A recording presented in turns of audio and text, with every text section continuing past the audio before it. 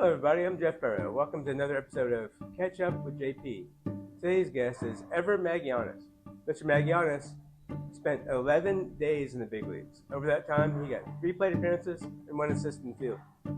He was a professional baseball player for 20 years overall. 12 of those years were spent in Mexico. Since retiring, he's coached and managed in the Angels and White Sox systems, coached and managed the Futures game team. He's coached and managed in Mexico. He's coached and managed the Mexican national team. Also mentioned in this episode is Ever's brother, Bobby. Bobby played and coached for a long time, both the United States and Mexico as well.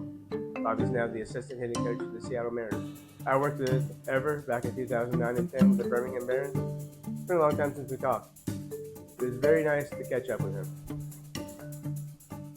Reading up on you, Ever Magallanes, I did not realize that you played, from my account, in Mexico for 12 years, correct?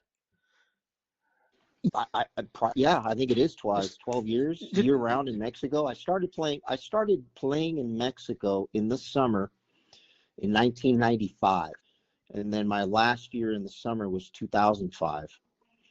So I was playing year-round, winter ball and summer ball since 1995.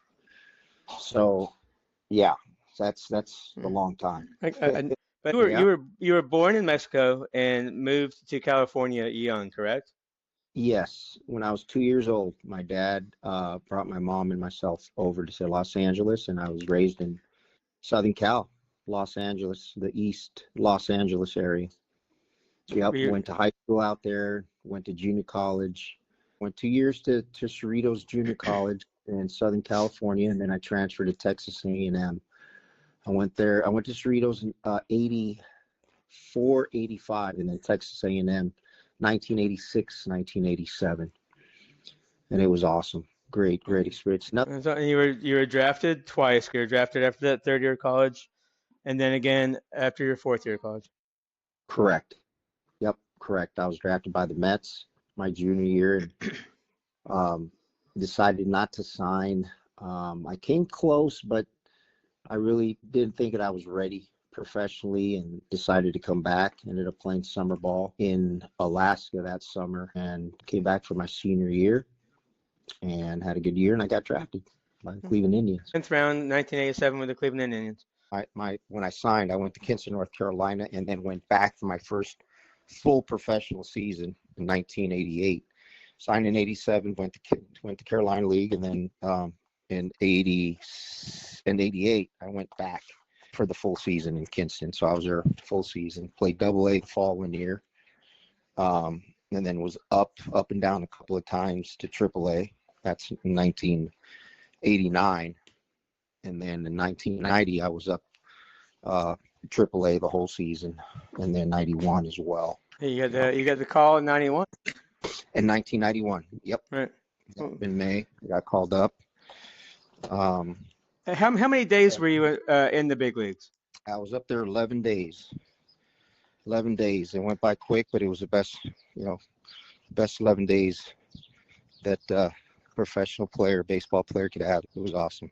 I had 3 plate appearances, 0 for 2 with the walk. So, yeah. And that's just what caught me. That was amazing. 18. I counted, by my count, 18 years as a professional player. 5 days between your debut and your last game, and 3 games, 3 plate appearances with a walk, 2 recorded at bats. I think you had a few chances in the field and 1 assist, if I recall from looking at it. Yeah. It was actually my first assist. Ricky Henderson. I came in as a defensive replacement, and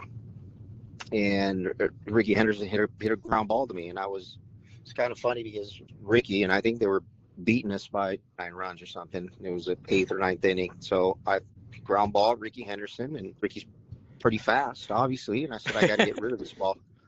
Well, it was a routine ground ball that was hit at me, and I look up, and Ricky's barely halfway down. It was late in the game, and he's barely jogging. I'm getting rid of the ball, and I throw Ricky out by like a lot. That has to be a relief to look up and see him jogging, because Ricky Anderson to you at second base, he could beat that out. But that was my assist. I didn't get any starts, which would have been nice. And yeah, that was it. That's 11 good. days, man. It was awesome. What was the rest of your 91 like? Did you think that you were going to get another chance to call back? I don't know what the Indians roster was or who they had there, if there's injuries going through, but did you kind of looking at maybe? So yeah, I finished well. I mean, I went back down and did well. Ended up, hitting okay there. That 91 in AAA in Colorado Springs. And And then, so towards the end of the season, I broke my pinky. I seen a ground ball on a bad hop, and I just took a little hop that I wasn't expecting. And I put my hand in front, and it nicked my pinky finger, so it broke my pinky. And played with it. This was in August, so I kept on playing with it, kept on playing through it, and it just started getting. I couldn't grip a bat. I'm left-handed, so it was my bottom hand. So I was basically hitting with 3-4 fingers. And then it was starting to lag. So I ended up getting surgery at the end of the season. And then I got taken off the roster. I was debating whether or not to sign back with Cleveland or not, but I ended up declaring free agency, and I ended up going over to the White Sox in '92. was that the right choice for you? Go get yourself a fresh start with the White Sox? Yeah. I ended up, I went to big league camp with the White Sox as a non-roster invitee, and I ended up playing AAA that whole year, and did okay. I think I offensively didn't fare all that well. I think I hit 230, 240, whatever it was. But I met, we had a good group of guys. Season was okay. I ended up making playoffs, but I met some really good friends that I still, we still keep in touch. So I was there in '92 that whole year with the White Sox in AAA, didn't get called up. And then the following year, I signed with the Texas Rangers. So I was with Texas '93 and '94, the '93 season, '94 season in AA. How was the Rangers experience for 2 seasons? Good. I was in AA, split time both seasons between AA and AAA, the majority of the time in AA. I played with some really good players in AA that ended up, having really good careers. One of my friends that I still, keep in touch with, Benji Gill, was a shortstop my first year with the Rangers in AA. So I played second, he played shortstop. And then the following year, I signed back with the Rangers, ended up going back to AA, and I was double play combination with Rich Aurelia, who ended up playing for a lot of years. So we actually roomed together on the road as well. Yeah, Rusty Greer was one of my teammates.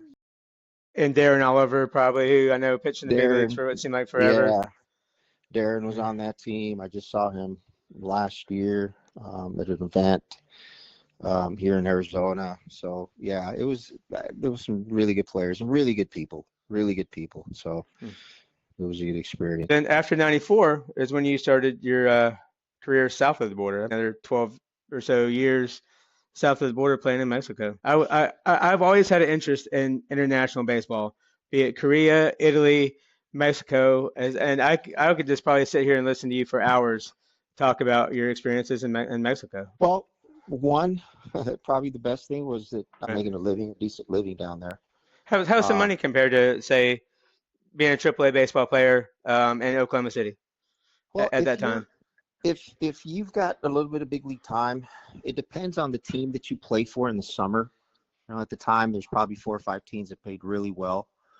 I was fortunate enough and blessed that I was on one of those teams, Monterey.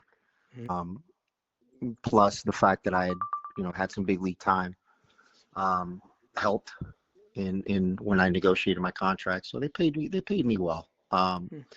And in the winter as well, when I went down there, had some good years, played in Culiacan. That '95 season after, in the winter, I played in Culiacan. It did well. We ended up winning the Career World Series that year, '95, '96. Once you win, once you do well, you kind of establish yourself, and you get, the pay scale kind of doesn't go down. It just keeps on going up. So that's kind of when I started making money. And that's why, I said, I can make a decent living down here.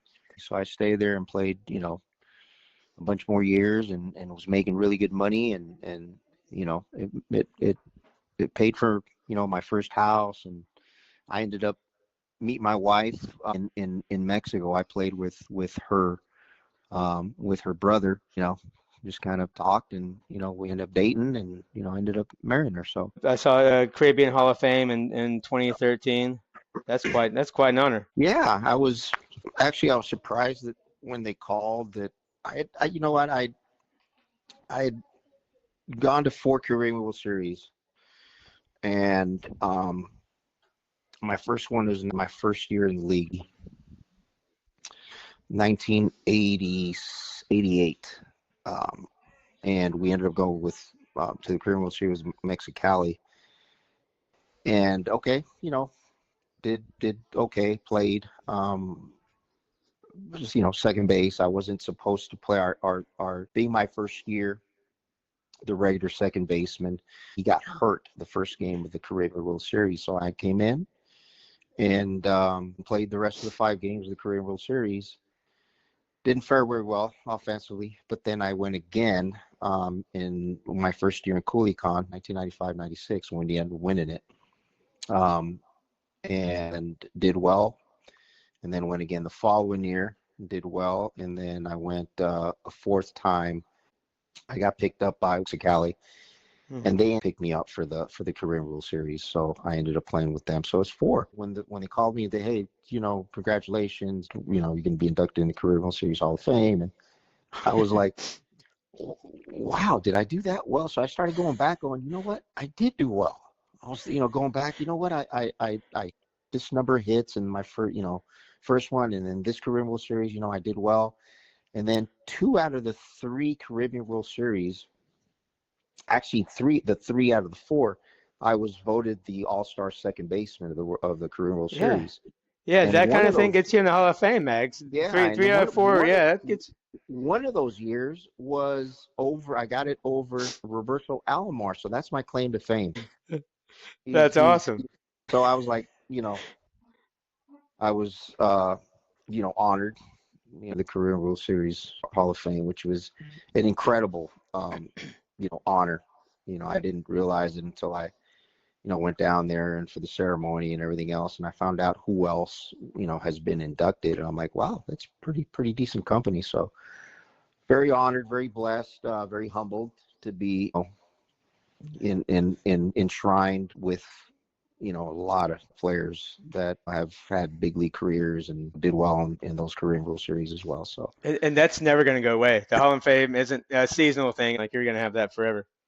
It's getting toward the end. You played professional baseball for a long time. When and how did you realize that your time as a player might be time to move on to something else and move on? You know what, JP? It was a culmination of a couple of things factored into my retiring or starting my coaching career, managerial career. One was my last year was 2005 playing. I tore my Achilles tendon in summer in Mexican League in 2005, so I was rehabbing that. And then I was getting ready to play winter ball. So I rehabbed my Achilles tendon, and I was, getting ready to play. But then my brother called. My brother Bobby was working at the time for the Angels. And he said, hey, bro, there's a position that's going to open in rookie ball. The managerial position in the Arizona League is going to open up next year. No one knows yet, but he goes, I do know the manager's not going to be there. He's going to get promoted. So that's going to open up a spot. Do you want me to throw your name in the hat? And I said, you know what? Let me think about it. He goes, because if you do, you have to decide. You have to let me know if you're ready to full board. So you got to be all in. You got to be all in. I said, you know what, let me give you a call back. So I called him up the next day. I told my brother, I said, yep. I said, throw my name in the hat. So I got interviewed for the job, and I ended up getting the job, I think a day later after the interview.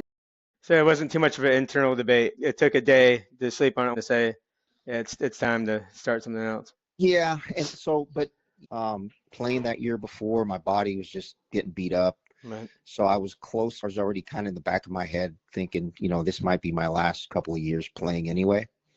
But I was making decent money, so it's kind of hard to give that up. Right. So as long as they kept on playing, I was, doing well. My body was still halfway decent. I was getting beat up a little bit, but I was getting paid well. You know what? I'll play one more year. And then I played another year, and that's when I tore my Achilles. And I think, you know what? Uh, I think I'm done. I think I'm done. So the combination of my injury, blowing out my Achilles tendon, and then the job that opened up with the Angels, that just brought it all together. And I said, you know what? That's it for me. You spent 3 years with the Angels, moved over to the White Sox for quite a while, and then now you're back with the Angels. Yep, Uh, correct. 3 years uh, with the Angels, 13 years with the White Sox, uh, and this will be my fourth year. what goes into your decision making as far as changing organizations from the Angels to the White Sox and then back? I don't know the financials behind what a minor league manager, coach, or roving instructor makes, but I know it can't be a ton. What goes into the decision making for you? Well, for me, you don't make a whole lot of money in minor leagues as a coach Right, or a manager. right. You don't. I knew that going in, when I signed. So that's why I was like, you know what, I'm going to save up enough money when I was playing in Mexico. So when I do decide to make the transition into coaching, I'll be okay. My first couple of starting out, I didn't make a whole lot of money with the Angels, but my third year, my last year, I was managing in Rancho Cucamonga with the Angels, and the White Sox came in and asked permission, asked our farm director permission to talk to me about a position with the White Sox. Mm-hmm. So they said yes, and I ended up, interviewing and talking to the White Sox, to the farm director, and it was Buddy Bell. I don't know if you know Buddy. Yeah, But Buddy Bell. Buddy offered me the Double-A managing job in Birmingham in 2009, and it was more money. It was a multi-year contract. Spring training was going to be, 7 minutes away from where I was living. It was kind of a no-brainer. I talked about it, and we ended up deciding that this was the best thing for our family, for myself, financially. So I ended up signing. Signing with the White Sox, and left in good terms with the Angels. Answer your question. Sometimes financially comes into play, or an opportunity to manage at a higher level comes into play. I guess it's kind of the same as any job. If you're a web designer or a chef, you kind of have to keep your options open so that loyalty is definitely a thing, but you keep options open to do what's best for you and what's best for your family. Similar scenarios. You have to factor all that in. Obviously money is probably the main thing. Also, being in a place where you're valued and you're comfortable. I ended up talking to the farm director and with the Angels, calling them up and hey, this is what they offered me, and they just said, we can't match that. So he ended up signing with the White Sox. My mind was made up anyway, but I was kind of hoping maybe they would, hey, what would it take to keep you here? I think they're, financially they weren't in a place where they could match that. That's interesting to me because I didn't know how different the pay would be between organization to organization, how what other benefits and perks and whatnot. But I guess it is pretty much the same as if you're deciding to leave Walmart to go work at Target, or is any other kind of career that's out there in civilian life. Yep, Yeah. absolutely. So now you're back with the Angels. Absolutely. It being in Arizona it's perfect. Obviously, being with the team in Arizona. I live in the West Valley, Phoenix. So interviewed with a couple of teams after my 21 season with the White Sox. The Angels were the best team they offered. It was the best offer, and I felt wanted. I felt, it's been great. It's been great. So, I'm happy that I ended up signing with the Angels, and it's a little bit farther drive than when I was with the White Sox for spring training or the season, but I get to be home every night. Good for you, man. I'm glad you found something that seems like you're really content with where you are. Yeah, I'm happy, man. I'm happy. I get to be home. I get to see my daughter have her first at bat in middle school softball, or my son's soccer games, taking them to school in the morning, picking them up. Those things you can't. They grow up so quick, and I already missed some things when I was traveling, so I don't want to miss some important milestones in their lives. For me, this is perfect here. When the World Baseball Classic was invented, man, that was exciting. And watching that and as a fan and always wanting to get to go to a game, but I haven't quite had the opportunity. I'm getting the Miami games. I'm like 3 hours from Miami. I'm getting to some of those games in the next WBC. I've been part of the coaching staff for three Okay. classics for Team Mexico. Uh, yeah, actually, well, yeah, I actually managed. I was manager for the Mexican national team in 2012, 2013. Okay. I managed Team Mexico in the Central American Games, That's and awesome. it was in Veracruz, Mexico. So I had a chance to manage the team in the Mexican national team. But yeah, so it's been that and then three classics. And it's been great experience, incredible experience. I'm very blessed. Watching that on TV is amazing. I can't imagine going to a game, and I cannot imagine being on the field for those games. It's incredible, man. I mean, we played. I'll tell you a quick story. We played. Was it 2009? I was coaching third base. My second classic.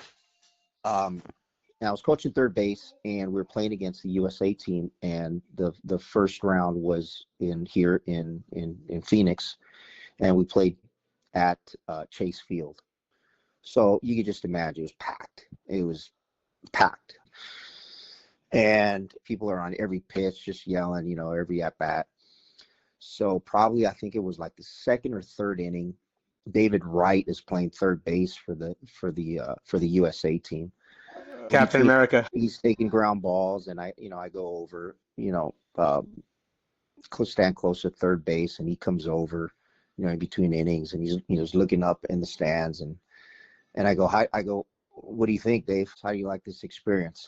He goes, I would do this if they asked me every year. I would play in this. This is awesome. This is like a World Series type atmosphere, and one and out. I mean, you got to win. You got one. It's not like best 4 out of 7.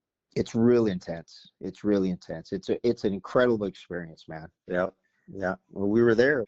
We were 2 outs away from from shocking the world, and we lost to Japan Classic 3 years ago. It's been great talking about your career, and I've learned so much about you, and it's a great, interesting story that you have. Now, I'm gonna wrap it up with 2 standardized questions that I have that I want to ask every person I talk to.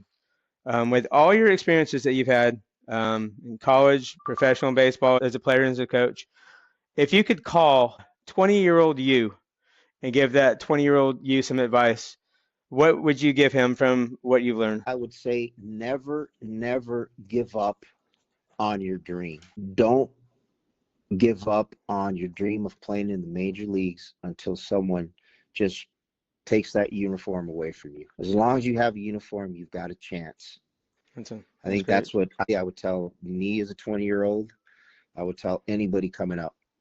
As long as you have a uniform on, you have a chance to play in the big leagues. If, obviously you go about it the right way, and, you're doing well, but as long as you have a uniform on, you've got a chance. So I think that's what I would tell. Never give up. It doesn't matter how old you are. There's guys that make it to the big leagues at 30 years old, 31. The second question, similar to that, but it's probably a little harder.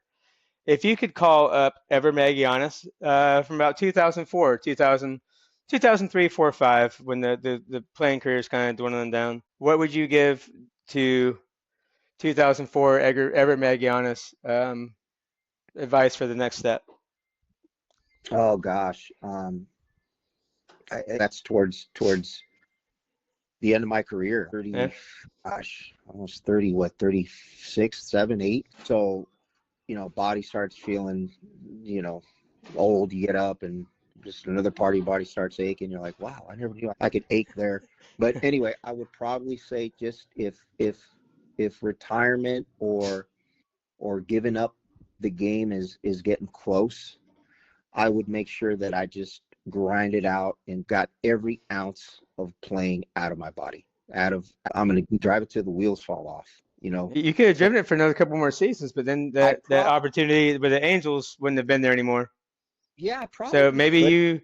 the best advice would be to just to do what you did. Yeah, exactly. I think it was because and God for me right now is first and foremost. So God puts things in your path, people in your path, and He gives you signs and He tells you, it's not what you want. It's what God wants for you and in His time. So I think He kind of told me, at that time that this is it for you. Because I think if I would have came back, I wouldn't have been the same player. I rehabbed it, and I think I would have played, but I wouldn't have played at a level where I was used to playing. And I didn't want to just play for the money towards that last year or last couple of years. So the opportunity came up to manage, and combined with me, thinking already about retiring, you know, both those things just kind of came together, and I ended up, um, coaching. So when you do switch over to coaching, you're not going to have any regrets. You're not going to be Right. wanting, gosh, I would have played one more year, or gosh, you wanting to go out and take batting practice with the guys, or still be one. It's out of me, and it was out of me once I decided, and I never looked back. Man, You know, that's just great to hear that somebody's advice if they were to speak to themselves 20 years earlier, it would be just do what you did. Yeah, you did it. You played it perfectly, and that's exactly what it sounds like you're saying. That you really just played your cards perfectly. yeah, and like I That's, said, God put it in uh, in in my path, and my brother was a big reason, big help, big reason, and he's been a big, not just 'cause he's my brother, but a big part of my life, one of my best friends, and the advice that he's given me, and the opportunities, he's he helped me get my first coaching job. mm. I had other opportunities with other teams, but this was perfect opportunity for me and my family, and where to start. All right. Well, ever Magianis, you're at home. It's spring training time. You've had a long day. It's time to go see your family and catch up with them. So I'm gonna let you go. It's been a pleasure talking to you, and thank you for so much of your time today. And it's been nice reconnecting with you. It's also getting to know aspects of your life that I didn't know. But it's been an absolute pleasure talking to you, sir. Well, JP, thank you for calling me up and including me in your project. And please stay in touch, man. It was great hearing from you. Uh, and like I said, baseball puts people in your life, and that's kind of one of the things that I've been really truly blessed that by people that I've met, friends that I have been through baseball, relationships that I've you know that I've had over the course of my playing coaching career. And you're one of them, dude. So Yep. you're a great person, and please stay in touch. And I'm glad. that's a I'm glad I two-way could talk street, man. You have definitely touched some people in your time on the field and your time in the clubhouses and everything else. You've touched some people in your career. But I appreciate you, sir, and I will let you go on the rest of your evening. And I have a appreciate good you, evening, all JP. right? All right, man. If there's anything else, let me know, man. Okay. Yes, sir. I sure will.